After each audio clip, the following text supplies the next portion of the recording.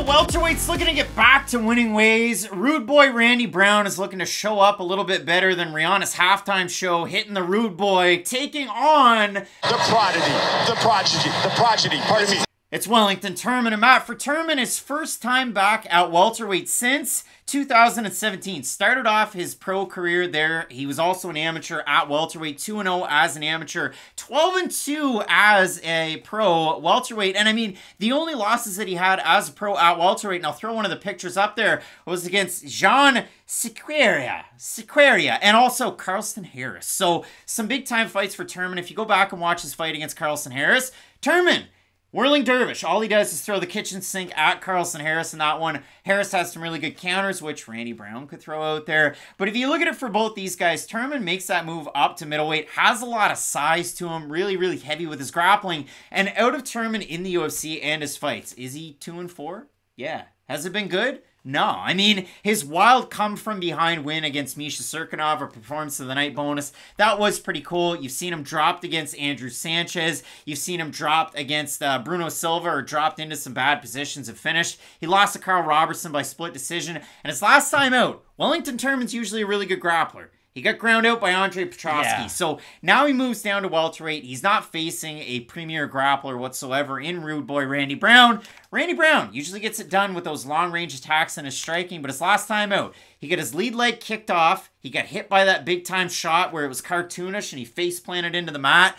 Then you had Della jumping onto the back, trying to gain the hooks. He gets the rear naked choke and finishes Randy Brown in his hometown, and Randy Brown sacrificed a pretty big win streak in that matchup as well. He did. It was kind of a surprising fight to tape because most guys in his position wouldn't really have to, right? He was on his own win streak. Not that he's still a prospect, but Randy Brown at one point, like, he fought Bilal Muhammad way back in the day, and that was one of those, like, which one could actually get into the top 15 kind of fights, and that's been the story for Randy Brown. He's able to get his way to the top 15, but it does feel like when he fights... Hold on. You said this last weekend, but Randy Brown's never been near the top 15. He fought Vicente Luque. He just fought Jack Della Maddalena, who got ranked off a win against him. Anybody he's fought, he's lost to. He's never gotten near the top 15. But that's my point. When he does fight those guys, he loses to them. That's the whole point I was making, but you jumped to the end before I could. My thing about Randy Brown is, I do think he is a very talented fighter. He has a very wide variety of skills, and he is a well-rounded fighter. I know the wrestling isn't at the forefront of his game. I know the submissions aren't, but it's not like that's the game plan when you're fighting Randy Brown. Oh, he's a long-rangey striker. Let's go out there and take him down, because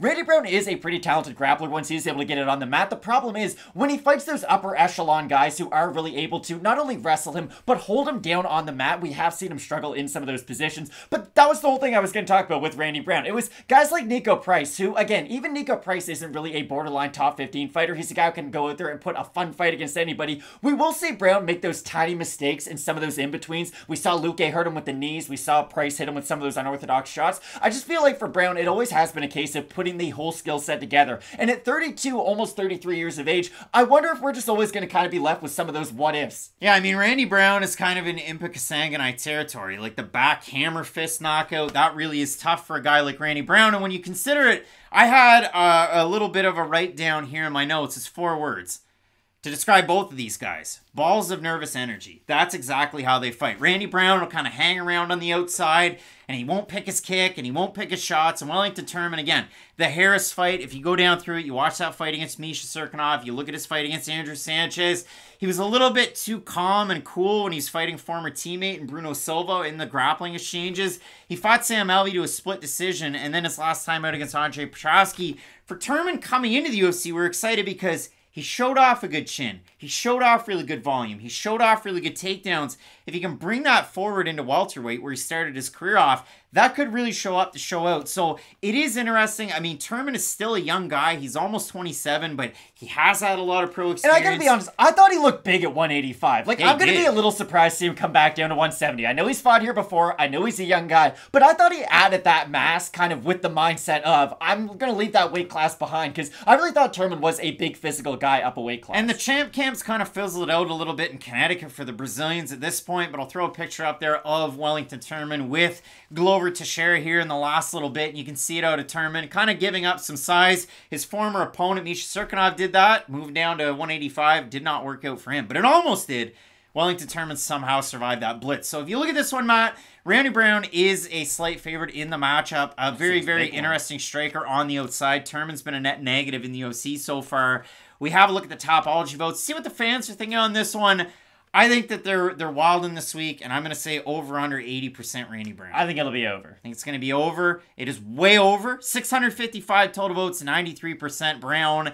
62% by decision, 29% by knockout for the 7% that have Wellington Turman, 48% by decision.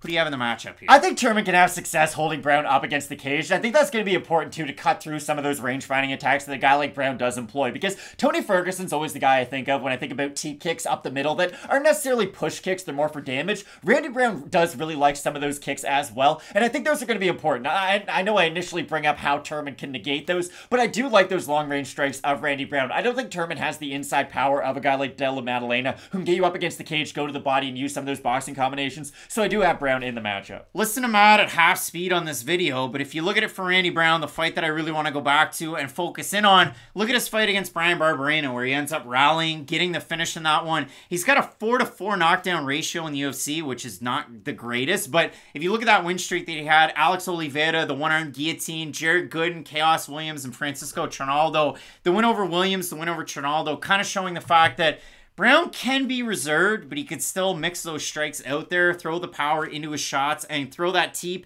either to the body in the breadbasket or mix it up as a front kick. I like those strikes out of Randy Brown, but if he gets held up and held back, he leaves his chin way out there, and the fact that he has that height advantage doesn't always play out to his advantage. So, Matt, both of us going with Rudeboy, Randy Brown in the matchup. Let us know down below in the comments section who you have in this matchup. Some big-time fights left on this card. The main event. Oh, boy. You have Josh Emmett taking on Ilia Topuria. You're not going to want to miss it. Keep it locked in with Fight Night Picks. We always say, let's get into it.